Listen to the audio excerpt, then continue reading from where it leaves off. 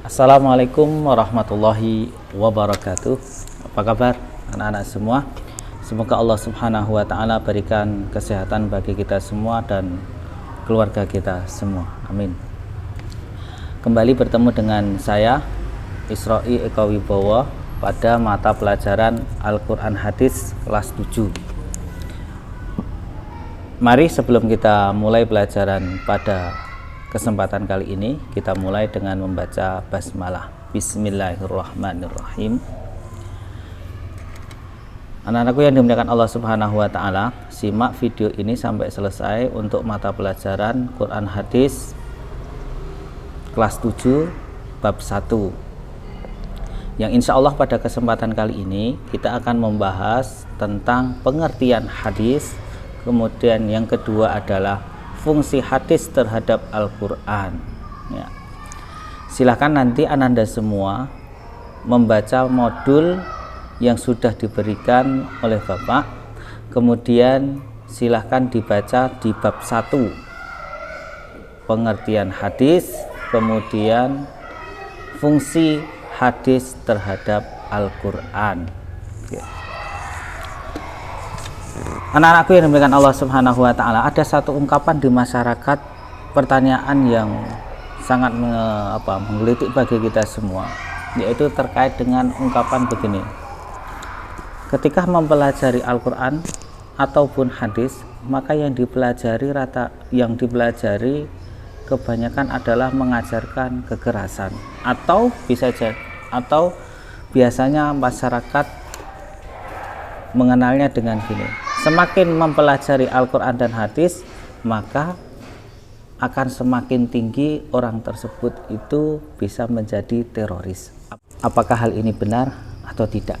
Maka dari itu, kita pelajaran pada kesempatan kali ini akan mempelajari pengertian hadis, kemudian fungsi hadis terhadap Al-Quran. Hadis secara bahasa itu bermakna al-jadid, yaitu baru, tidak lama. Kemudian para ulama itu menerangkan bahwa hadis itu sinonim daripada sunnah, yaitu setiap sesuatu yang diriwayatkan dan dinisbatkan kepada Rasulullah Shallallahu Alaihi Wasallam, baik itu berupa qauliyah, baik itu berupa perkataan, fi'liyah berupa perbuatan, ataupun takrir, yaitu penetapan Rasulullah Shallallahu Alaihi Wasallam. Dan yang selanjutnya adalah sifat, yaitu atau perjalanan Nabi baik sebelum atau sesudah diutus menjadi Rasul. Oke. Adapun yang dimaksud dengan perkataan adalah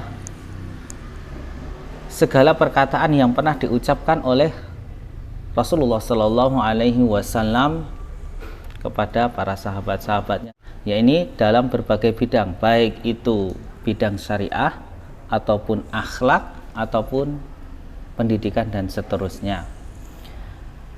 Yang selanjutnya yang dimaksud dengan fi'liyah atau perbuatan, yaitu adalah penjelasan praktis dari Nabi Muhammad Shallallahu Alaihi Wasallam, yaitu sebagaimana penjelasan Nabi Muhammad Shallallahu Alaihi Wasallam ketika Allah Subhanahu Wa Taala perintahkan kepada umatnya Nabi Muhammad untuk sholat. Nah, sedangkan di dalam Al-Quran tidak ada tata cara sholat.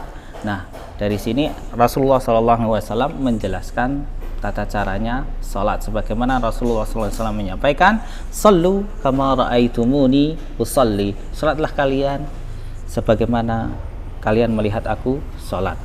Yang selanjutnya adalah takrir, yaitu penetapan Nabi Muhammad Shallallahu Alaihi Wasallam, yaitu keadaan beliau itu mendiamkan atau mengadakan sanggahan atas reaksi terhadap tindakan atau perilaku sahabat-sahabat Nabi Muhammad Shallallahu Alaihi Wasallam, sebagaimana ketika ada sahabat yang makan daging dob, daging biawak, kemudian Nabi Muhammad disuguhi tetapi beliau tidak mengambilnya, tidak memakannya, tetapi beliau juga tidak melarang sahabat tersebut untuk makan daging dob. Nah, inilah yang dinamakan dengan takrir.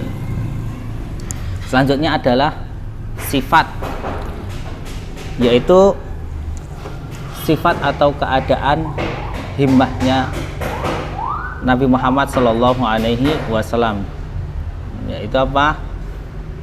Tentang keinginan Rasulullah Shallallahu Alaihi Wasallam, sebagaimana adalah puasa Asyura, di mana Rasulullah Shallallahu Alaihi Wasallam dulu puasa Asyura dan para sahabat-sahabatnya, kemudian diberitahu bahwa puasa Asyura itu adalah yang merayakannya, yang menjalankannya adalah kaum Yahudi dan Nasrani. Nah, kemudian Rasulullah Shallallahu Alaihi Wasallam menginginkan untuk bisa melakukan puasa di bulan Muharram di tanggal 9. Namun Rasulullah SAW sudah meninggal dunia, dan ini bisa jadi ketetapan bagi kita, sehingga boleh puasa di tanggal 9 ataupun di tanggal 10, atau di puasa di tanggal 9 dan 10 karena ada penjelasan dari Nabi Muhammad SAW.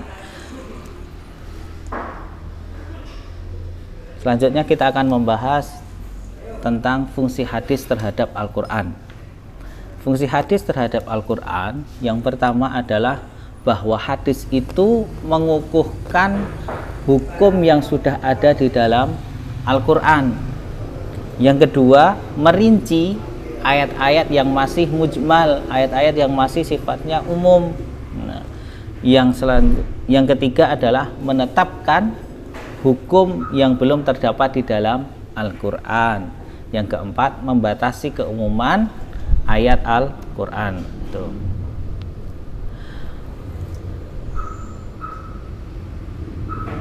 Selanjutnya, fungsi Al-Quran dan hadis dalam Islam. Yang pertama adalah Al-Quran merupakan kitab suci terakhir yang diturunkan oleh Allah Subhanahu wa Ta'ala sebagai penyempurna kitab-kitab sebelumnya, Zabur, Taurat, Injil, dan seterusnya. Yang kedua adalah fungsi Al-Quran dan hadis dalam Islam, yaitu sebagai sumber hukum pertama dan utama dalam Islam.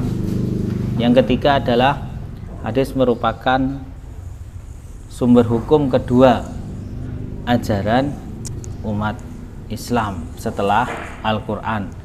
Yang keempat adalah hadis merupakan rujukan umat Islam dalam memahami syariat Islam.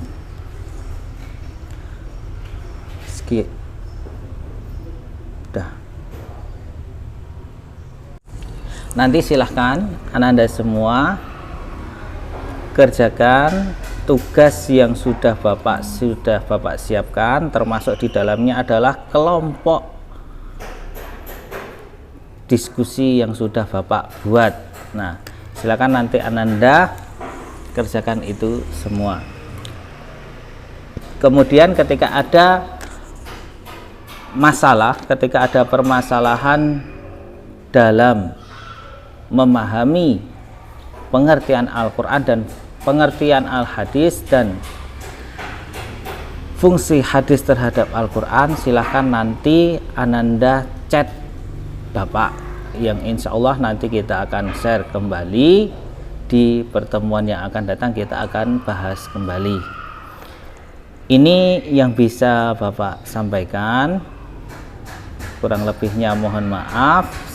Semoga Allah Subhanahu wa Ta'ala memberikan kemudahan bagi anak-anak semua untuk bisa belajar dan menjadikan anak-anak semua menjadi anak-anak yang soleh, anak-anak yang muttaqin. Sekian dari Bapak.